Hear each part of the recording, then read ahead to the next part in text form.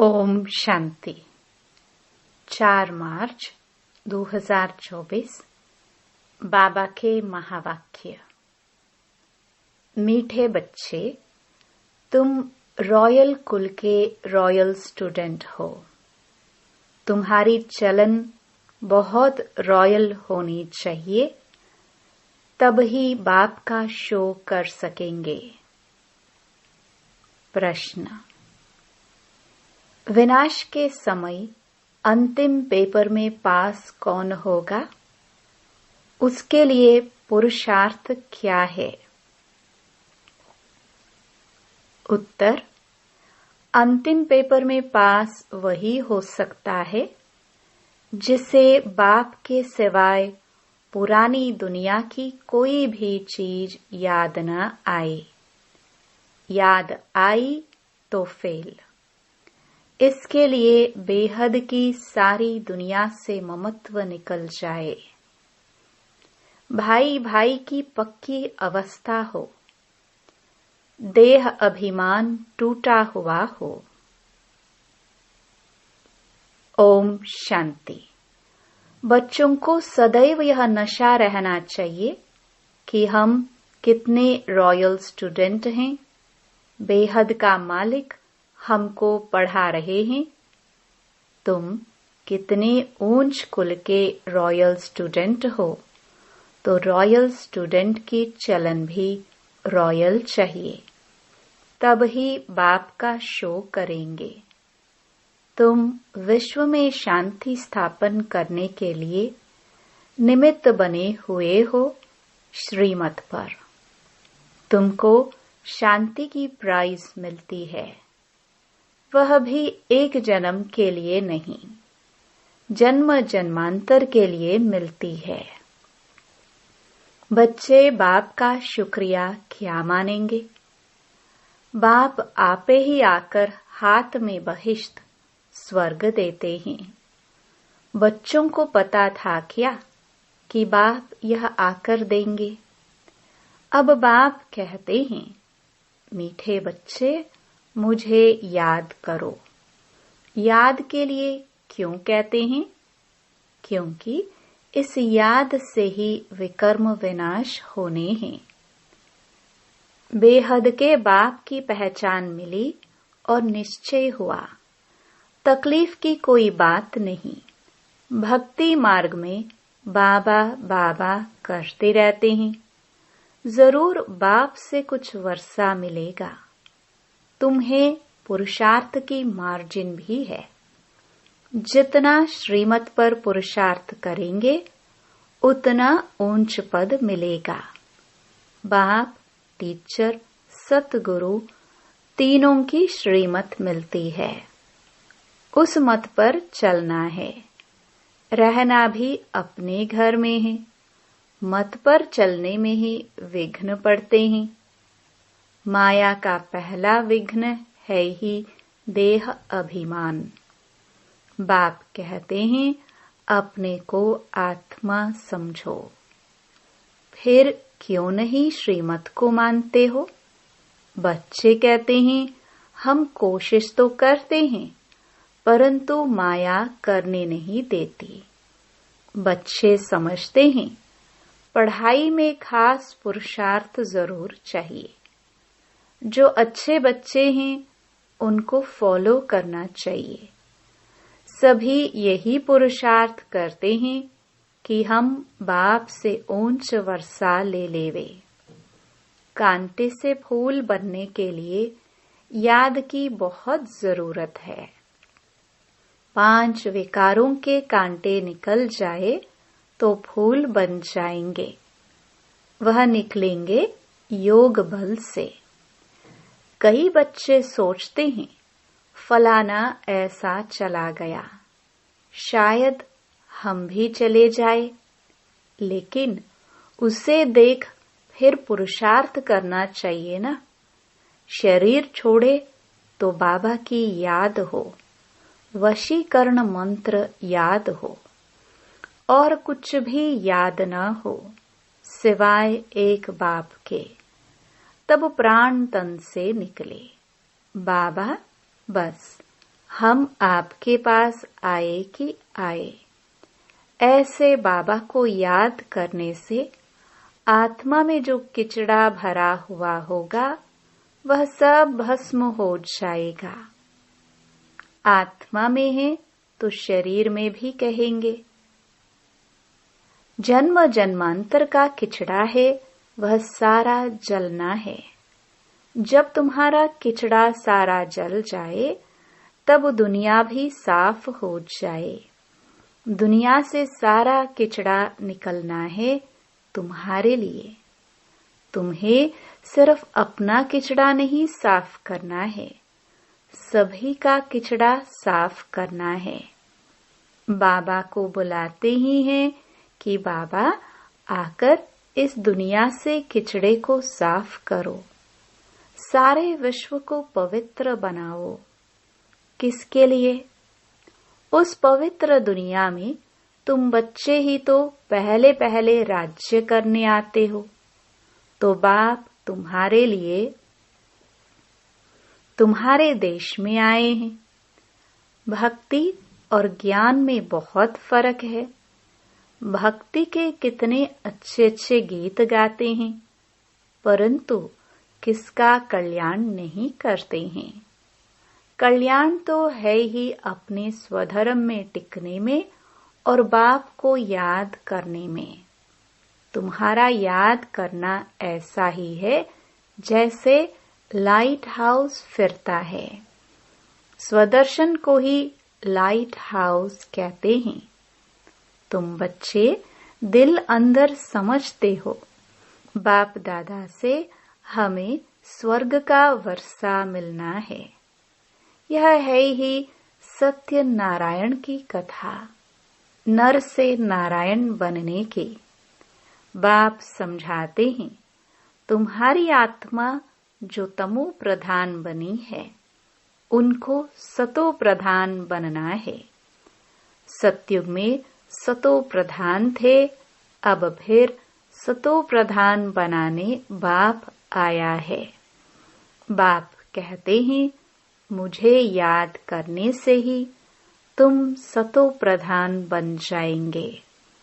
बाप ने ही गीता सुनाई थी, अब तो मनुष्य सुनाते हैं। कितना फर्क हो गया है। भगवान तो भगवान है, वही मनुष्य से देवता बनाते हैं। नई दुनिया में है ही पवित्र देवताएं। बेहद का बाप है ही नई दुनिया का वर्षा देने वाला। बाप को याद करते रहो तो अंतमति सोगति हो जाएगी। तुम जानते हो बाप आते हैं संगम पर पुरुषोत्तम बनाने के लिए। अब यह 84 का चक्र पूरा होता है, फिर शुरू होगा। यह भी खुशी होनी चाहिए। प्रदर्शनी में जो लोग आते हैं उनको भी पहले शिव बाबा के चित्र के सामने लाकर खड़ा करो। बाप कहते हैं मुझे याद करने से तुम यह बन जाएंगे। फादर से वर्षा ही सतयुग का मिलता है। भारत सतयुग था, अब नहीं है, फिर बनना है। इसलिए बाप और बादशाही को याद करो तो अंतमति सोगति हो जाएगी। यह है सच्चा बाप। इनके बच्चे बनने से तुम सचखंड के मालिक बन जाएंगे। पहले पहले अलफ को पक्का कराओ। अलफ बाबा, बे बादशाही। बाप को याद करो तो याद से ही विक्रम विनाश होंगे और तुम स्वर्ग में चले जाएंगे। कितना सहज है।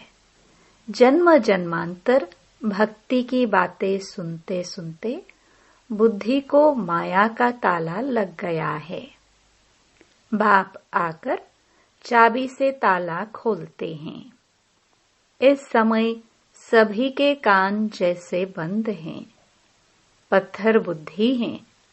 तुम लिखते भी हो शिव बाबा याद है, स्वर्ग का वर्षा याद है।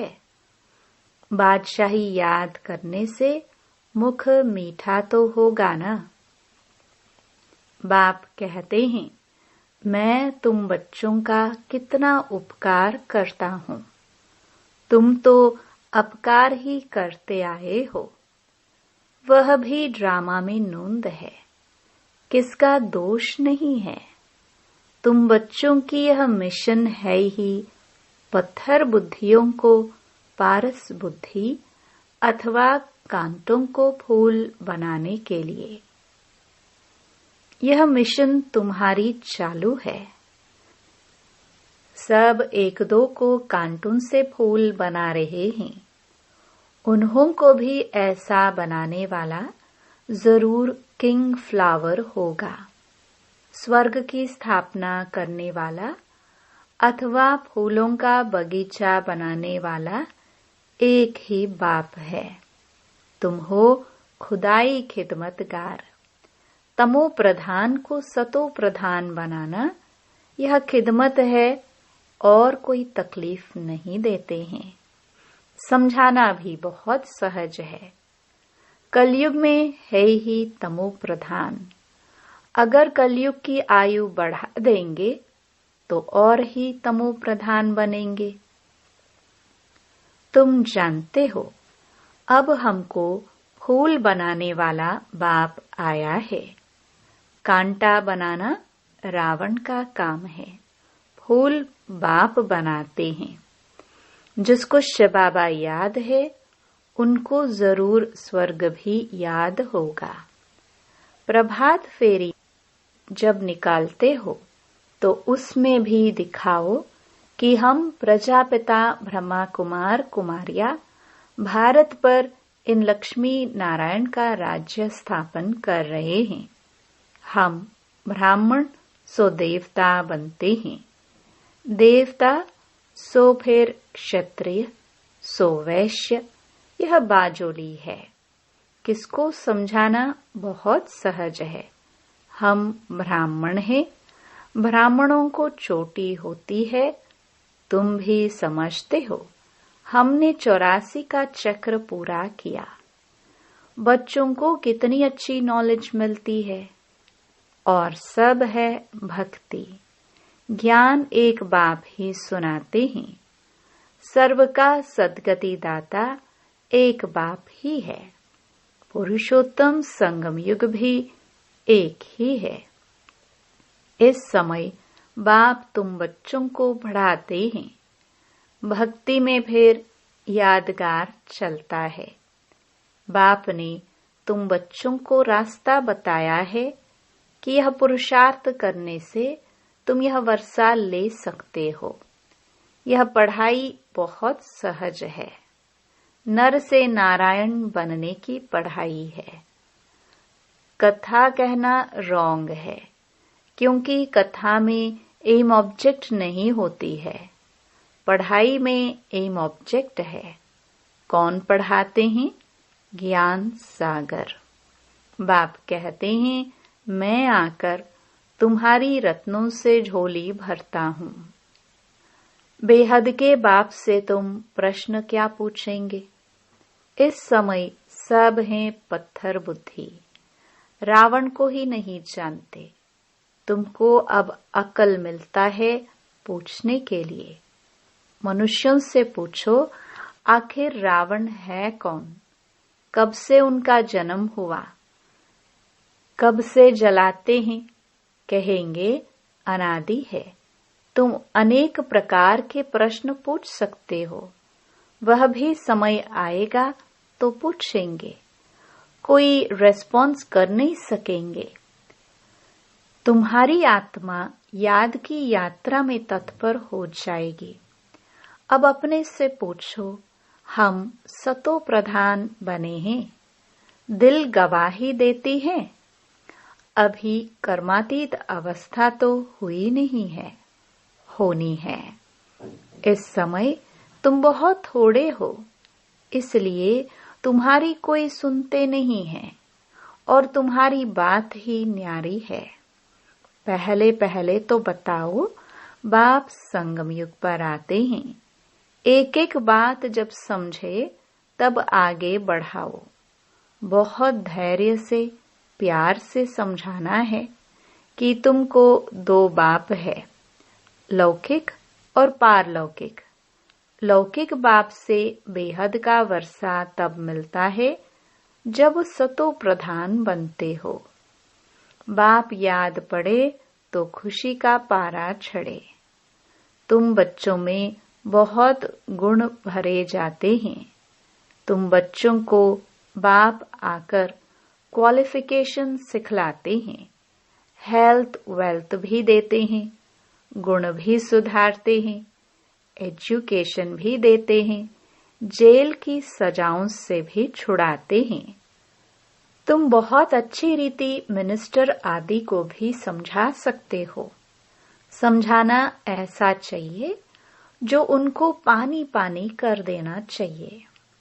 तुम्हारा ज्ञान बहुत मीठा है। प्रेम से बैठकर सुने तो प्रेम के आंसू आ जाए। हमेशा इस दृष्टि से देखो कि हम भाई को रास्ता बताते हैं। बोलो, हम श्रीमत पर भारत की सच्ची सेवा कर रहे हैं। भारत की सेवा में ही पैसे लगाते हैं। बाबा कहते हैं, दिल्ली में सेवा का घेराव डालो, विस्तार करो, परंतु अभी तक किसी को घायल किया नहीं है। घायल करने में योग बल चाहिए। योग बल से तुम विश्व के मालिक बनते हो। साथ साथ ज्ञान भी चाहिए। योग से ही तुम किसको कशिश कर सकेंगे। अभी बच्चे भाषण बल अच्छा करते हैं, परंतु योग की कशिश कम है। मुख्य बात है योग की। तुम बच्चे योग से अपने को पवित्र बनाते हो, तो योग बल बहुत चाहिए। उसकी बहुत कमी है। अंदर खुशी में नाचना चाहिए। यह खुशी का डांस है। इस ज्ञान योग से तुम्हारे अंदर डांस होती है।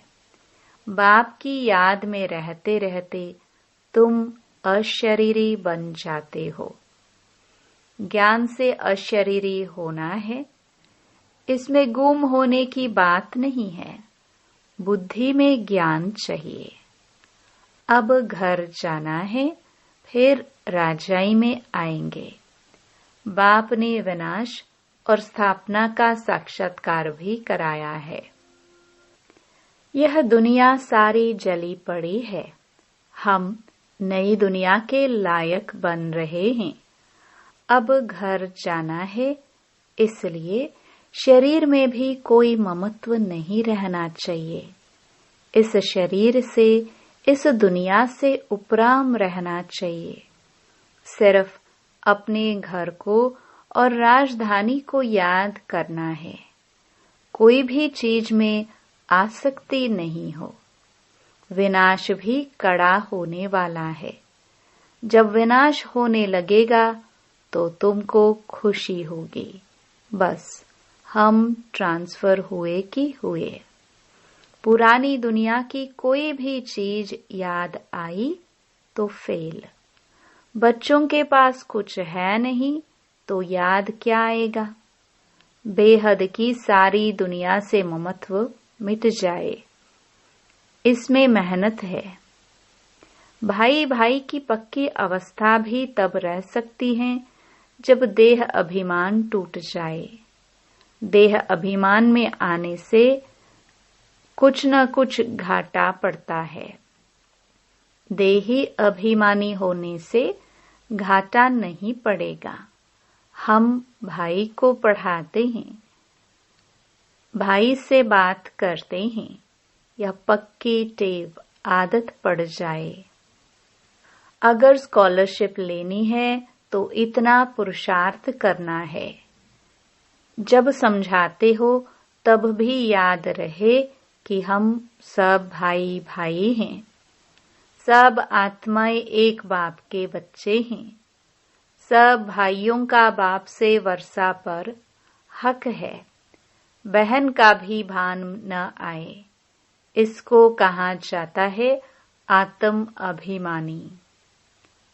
आत्मा को यह शरीर मिला है, उसमें किसका नाम मेल का किसका फीमेल का पड़ा है। इनसे परे बाकी आत्मा है। सोचना चाहिए, बाबा जो रास्ता बताते हैं वह बरोबर ठीक है। यहाँ बच्चे आते ही हैं यह प्रैक्टिस करने। ट्रेन में किसको बैज पर समझा सकते हो। बैठकर एक दो से पूछो, तुमको कितने बाप है? फिर उत्तर दो, 2। यह है दूसरे का ध्यान खिंचवाने की युक्ति। फिर तुमको 2 बाप हैं, हमको 3 हैं। इस अलौकिक बाप द्वारा हमको वर्षा मिलता है। तुम्हारे पास फर्स्ट क्लास चीज है। कोई कहे इसमें क्या फायदा है?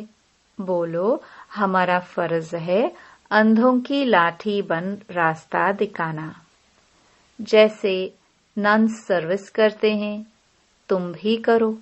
तुमको बहुत प्रजा बनानी है। ऊंच पद पाने के लिए पुरुषार्थ करना है। तुम सबको छड़ती कला का रास्ता बताते हो।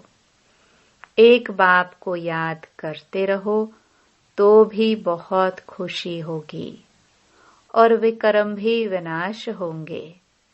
बाप से वर्षा लेना बहुत सहज है, परंतु बहुत बच्चे गफलत करते हैं। अच्छा, मीठे मीठे सिखिलदे बच्चों प्रति मात पिता बाप दादा का याद प्यार और गुड मॉर्निंग। रूहानी बाप की रूहानी बच्चों को नमस्ते। धारणा के लिए मुख्य सार। पहला, अंत समय में पास होने के लिए इस शरीर और दुनिया से उपराम रहना है। किसी भी चीज में आसक्ति नहीं रखनी है। बुद्धि में रहे कि अब हम ट्रांसफर हुए कि हुए। दूसरा, बहुत धैर्य और प्यार से सबको 2 बाप का परिचय देना है। ज्ञान रत्नों से झोली भरकर दान करते हैं। कांटों को फूल बनाने की सेवा जरूर करनी है। वरदान। बाप और सेवा में मगन रहने वाले निर्विघ्न निरंतर सेवाधारी भव।